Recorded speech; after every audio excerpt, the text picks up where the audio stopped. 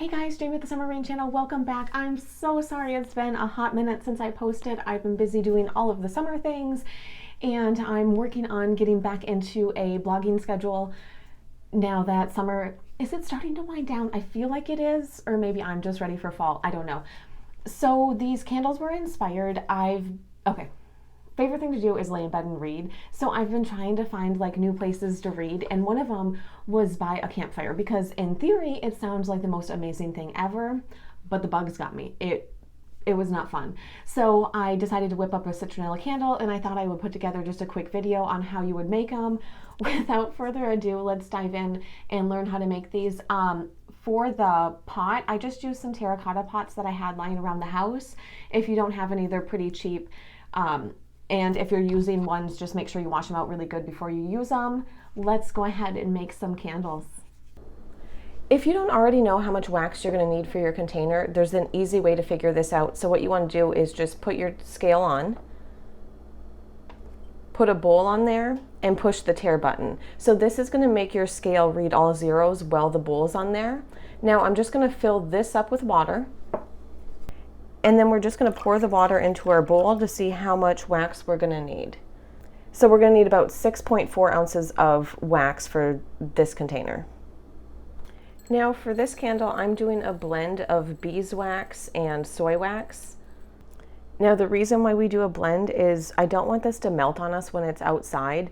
So I'm going to go ahead and use the beeswax just to harden this up a bit more.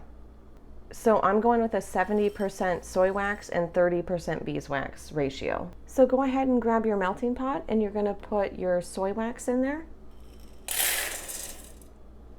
And then at the same time, we're going to go ahead and put our beeswax.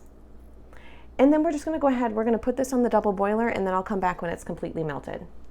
Now I'm using a used terracotta pot. As you can see, it's got some staining on there. I did clean it out, I just couldn't get the staining out. Absolutely, if you want to get new ones, go ahead. I just had these ones lying around, so I figured I would make candles in them.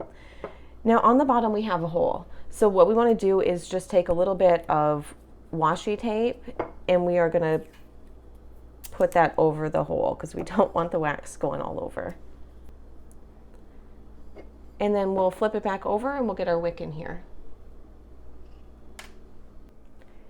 And then to place the wick, we're just going to put a little bit of hot glue on the bottom, put it right in the center, and then just use like a pencil or something to really push it down.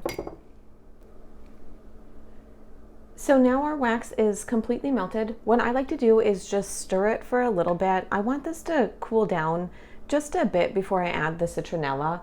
And the reason is I don't want to burn off any of the fragrance from it. So just allow your wax to cool down just a wee little bit before you add in your citronella. Add in your citronella. And we're going to go ahead and give that a really good mix. We just want to make sure that the wax and the fragrance go ahead and bind together really well.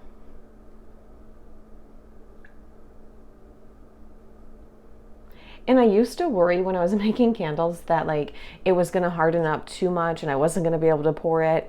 Really, you'd have to stir for a very long time to make that happen. You'd almost have to do it on purpose, so I wouldn't be too concerned about waiting too long. And now we're just going to go ahead and pour our wax into our container.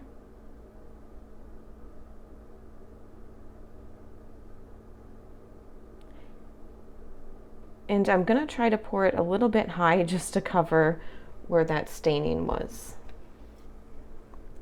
And then go ahead and center your wick. I just use like a pencil or a Sharpie, just something to hold the wick right in the center. Now we're going to let this cool completely and then I'll be back. Now that our candle's cooled completely, we're just going to come in, trim the wick to 1/4 of an inch. I didn't re-pour this one. I don't know. I kind of like the way that it looked. Feel free, if you don't like the way the top looks, to go ahead and just heat your wax up. You can pour it over there, get a smoother top. I was fine with this one, but you certainly can if you'd like.